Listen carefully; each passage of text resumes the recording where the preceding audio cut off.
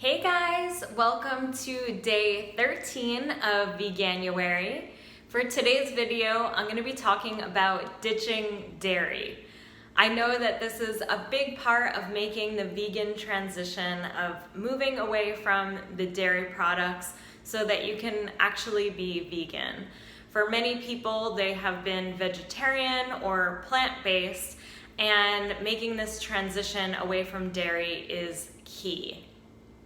So I'll start by talking about milk, and I just wanted to say that there are so many non-dairy milks on the market now. It's actually kind of insane.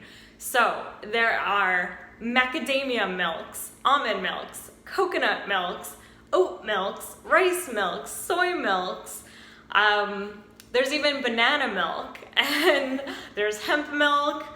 There's literally like cashew milk. For every nut, seed, legume, it seems like there is a milk out there, as well as a combination, so like coconut almond milk. And there's also vegan chocolate milks, there's vegan eggnogs, there's so many different types of milks out there. And when you're going to your grocery store, you want to check both the refrigerator section as well as the non-refrigerator section. So there's oftentimes you'll find different non-dairy milks in two different sections. So I do encourage you to try as many of these milks as possible so that you can figure out which one you really like the best. And actually, when my dad started to make his transition to being plant-based or vegan, one of the first things that he did was transitioning the dairy that he put in his coffee in the morning. So I'm not exactly sure what type of dairy product he was using, but he started to try the different non-dairy milks on the market, and now he uses a coconut almond milk blend in his coffee. So it may take some trial and error of trying different milks that are on the market. And I also wanted to say that you don't even have to purchase a milk. You can also make your own. They're super easy to make. Oftentimes, all you have to do is blend, if you have cashews or almonds or hemp seeds or whatever, you take whatever that ingredient is, you blend it with water, and you can find the recipes online for the different amounts. But you blend that together and then you just strain it with a nut milk bag, and that's how you make a non-dairy milk. So I am actually an affiliate for Ellie's Best, which sells nut milk bags. So if you are interested in that, I do have a coupon code in the video description. I use my nut milk bag actually nearly every single day because that's how I make my juices. So I don't even have a juicer. I just blend the ingredients that I want in my juice and I strain it with my nut milk bag, and that's how I have juice. So all I use is my blender and my nut milk bag. I do not own a juicer, and it's super easy, it's convenient, and so you can use it for both making juices as well as making nut milks. And so, yeah, I just wanted to let you guys know about a ton, there's just a huge variety of non-dairy milks on the market. I've also made banana milk, which is super easy to make just by blending bananas and water, and you can add dates or vanilla to that. You can also make it like a chocolate milk. You can add cacao or carob powder. You can make a strawberry milk. You can get really creative. So I do encourage you to try as many things as you possibly can until you find one that you really like.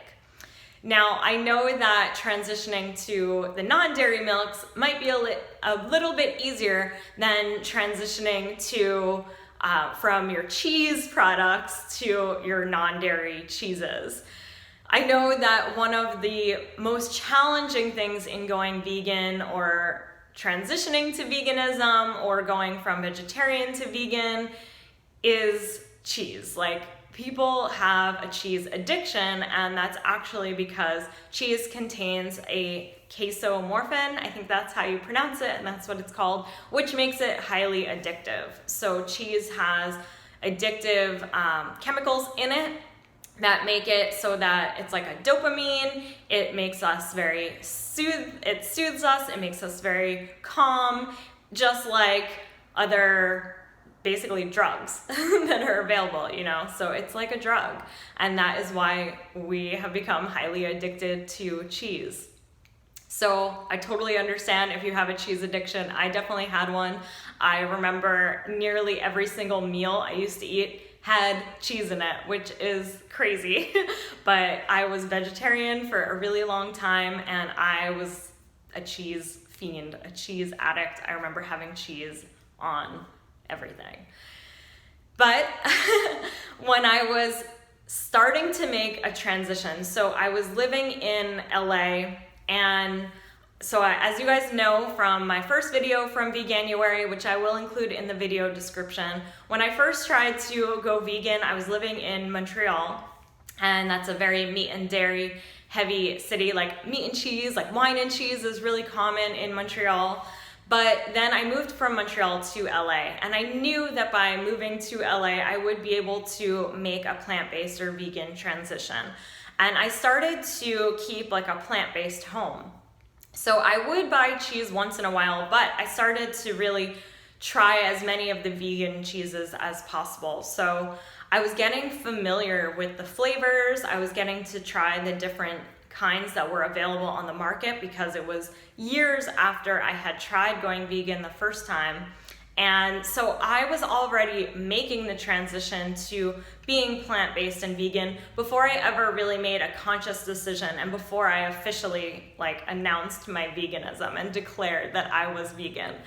So I started to try all the different products that were at my local grocery store. There are now so many vegan cheeses that are on the market. It's kind of crazy. Like even in grocery stores that you wouldn't even expect to see vegan cheeses, there are vegan cheeses. Like places like Walmart have vegan cheese, which is amazing. So I do recommend, I know that it can be a little bit more expensive. I don't like to use that word, but it can be a higher price point to have these vegan cheeses over the traditional cheese. But when you do get a chance, perhaps try one once in a while and start to see which ones you like, because there are so many different ones. They have different bases, they have different varieties, they have different additives, like sun-dried tomato flavor, for example. So if you can try the different ones, I do recommend trying them whenever you get a chance. But again, you do not have to try the ones that are on the market. You don't have to use the ones that are on the market. You can also make your own.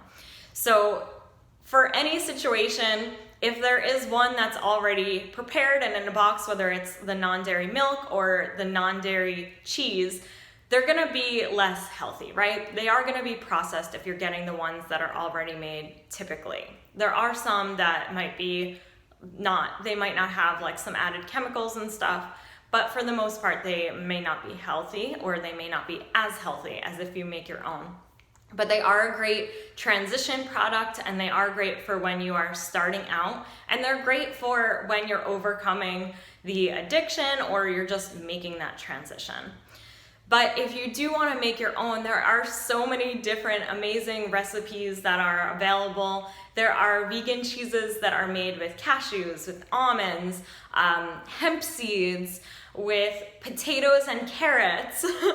There are ones made with mango even. Like I have one, I don't think it's in any of my recipe ebooks, but it was like in a really old recipe thing that I had. And so I had one that was made with mango. There are so many different ones, so you can definitely find really easy to make recipes online.